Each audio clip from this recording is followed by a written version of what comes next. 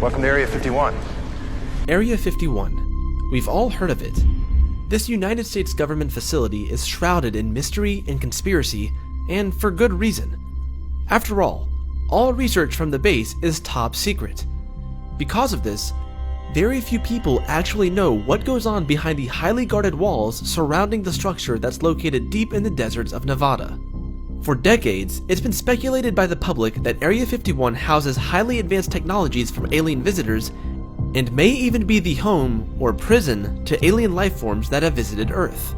So, let's take a look at what has been speculated and what we've been told by the US government to see if we can shed some light on this iconic and mysterious facility.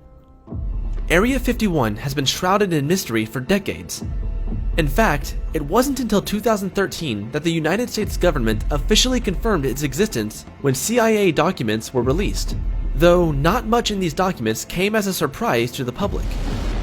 Even the map of the region matched what you would see if you simply searched for Area 51 on Google Maps. Now, let's discuss its name. Everyone knows it by the name Area 51, but the facility is officially named Homey Airport. And no, before you ask, it isn't called an airport because it's the landing zone for extraterrestrial space and air vehicles. It's an airport because Area 51 is actually a United States Air Force testing facility. In fact, to add more mystery into the mix, no one really knows why we call Homey Airport Area 51. Some say that it got its name from a numbering system used by the Atomic Energy Commission. The only hang-up with this explanation is that Homey Airport isn't actually a part of the AEC system, though it is near Area 15. It's said by some that the name Area 51 was used because it was unlikely that the AEC would end up using the number in their system, so no confusion would be had later on. But we see how well that worked out. Regardless of how it got its nickname, Area 51 has become one of the most iconic settings for science fiction and conspiracy theories about the United States government. These conspiracy theories cover a wide range of claims and topics. Some people claim that the United States government has used the facility to develop machines that can control the weather, teleport objects and creatures, and even travel through time.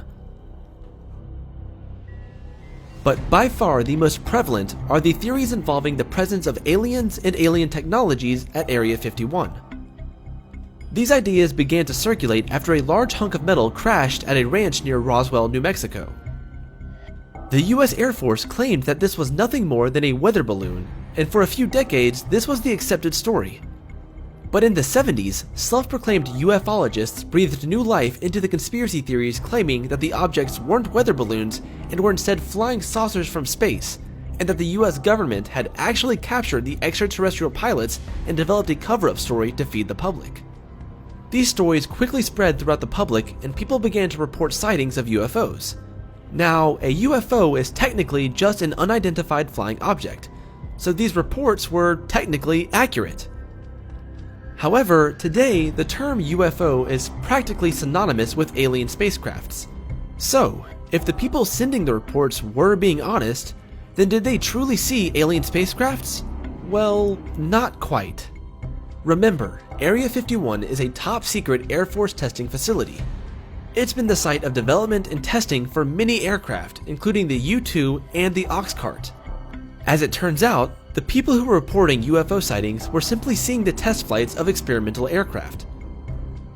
You see, airspace is segmented by altitude. In the 1950s, civilian flights occurred below 20,000 feet, while military flights ranged between 20,000 feet and 40,000 feet. But the experimental U-2 spacecraft flew at above 60,000 feet. When the US Air Force checked its test flight records with the times people claimed to have seen UFOs, they were able to confirm internally that civilians and airline pilots were simply seeing their experimental U-2 and Oxcart aircrafts on test flights. However, given the top secret nature of these test flights, they weren't able to tell the public about what they were seeing. This secrecy led to even more distrust and conspiracy behind the nature of Area 51. Despite all of the mystery, one thing is for sure. You do not want to participate in any raid or invasion of Area 51. We're talking about the United States Air Force here, and in case you hadn't heard, they don't play around. In fact, they've even released an official statement warning people not to trespass on the premises.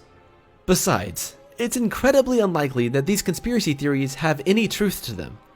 That may be disappointing to hear, but perhaps that's because, in our hearts, we want to believe that there is something bigger beyond our atmosphere and that it isn't as far away as we fear. After all, in the words of Hans Urs von Balthasar, every mystery of life has its origin in the heart.